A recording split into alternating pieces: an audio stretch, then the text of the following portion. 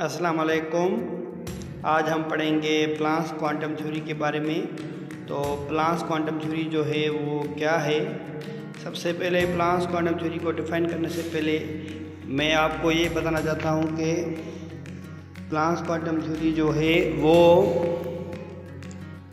एक नहायत ही अहम है और हम समझते हैं कि this is one of the revolutionized theory in the history of science because सबसे पहले लाइट के बारे में जो पहला नज़रिया था, कॉन्सेप्ट था कि लाइट जो है इन the form of electromagnetic radiation से है और वो ट्रेवल करती है वेव की सूरत में। But this theory tells us about the particle nature of light. तो ये थ्योरी बेसिकली बताती है कि जो लाइट है वो जब एब्जॉर्ब होती है, खारिज होती है, it is not in the continuous form. So let's start the Planck's quantum theory. तो एनर्जी इज नॉट इमीडिएट और absorb continuously, it is immediate और absorb in the form of wave packets और quanta. So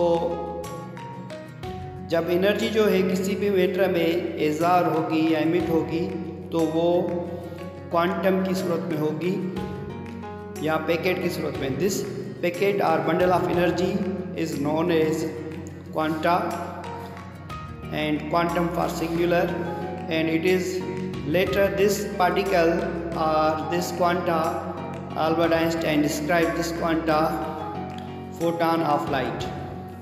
now again so actually ये जो photon है particular energy होती है इसके पास, उसकी जो एनर्जी होती है वो कम भी हो सकती है, ज़्यादा भी हो सकती है और डिपेंड करता है कि उसकी वेवलेंथ कौन सी है या फ्रीक्वेंसी कितनी है इसकी। तो ये जो पैकेट होते हैं, ये यहाँ पे एनर्जी के बंडल होते हैं, वो लाइट एब्जॉर्ब करेंगे या खारिज करेंगे पैकेट्स की सूरत में। तो उसकी जो एनर्जी होती है that is directly proportional to frequency of that radiation. और अगर हम इसको इक्वेशन को बनाएं तो E is directly proportional to the frequency.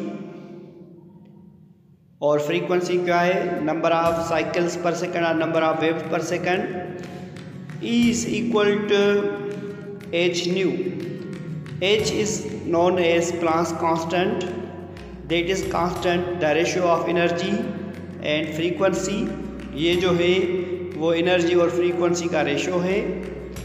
और तो H हमेशा कांस्टेंट होता है जिसकी वैल्यू होती है 6.625 इंटू 10⁻⁻34 जूल इंटू सेकेंड। तो लाइट जो है, जो एनर्जी है लाइट की और क्वांटा की, depends upon two thing. It is the product of Planck's constant and frequency.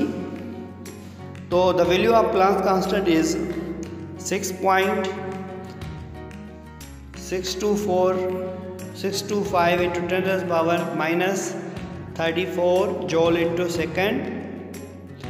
And again this energy is inversely proportional to the wavelength of that radiation because frequency is inversely proportional to the wavelength. So what about the wavelength? The wavelength is defined as the distance between the crest to crest or trough to trough, that is said to be lambda or wavelength. हम इसको wavelength या lambda कहते हैं। तो energy का जो value होता है वो इनवर्सली प्रोपोर्शनल है लैम्डा से। यहाँ पे देखिए according to Planck's quantum theory E is equal to h nu, therefore energy is equal to h c upon lambda. C where C क्या है यहाँ पे?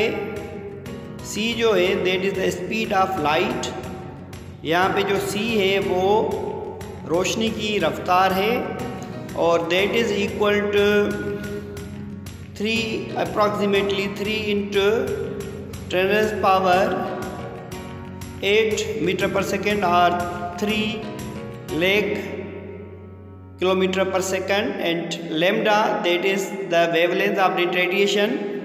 So that radiation is the packet of energy, that is known as the packet of energy or wavelength of energy. So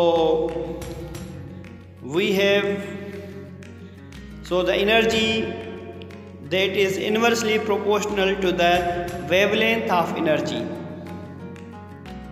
Means if we increase the wavelength of that radiation, the energy will be decreased, and if we decrease the wavelength, then the energy of the radiation or the quanta will also increase. Likewise, if we increase the frequency of that radiation, the energy is also increased, and if we decrease the frequency of that radiation, the energy will also be decreased. So this is the Planck's quantum theory. Again, this is the that is related with the quantum. The energy is not absorbed or emitted by but the energy is absorbed discontinuously to the atom. आज के लिए इतना ही, और बाकी अब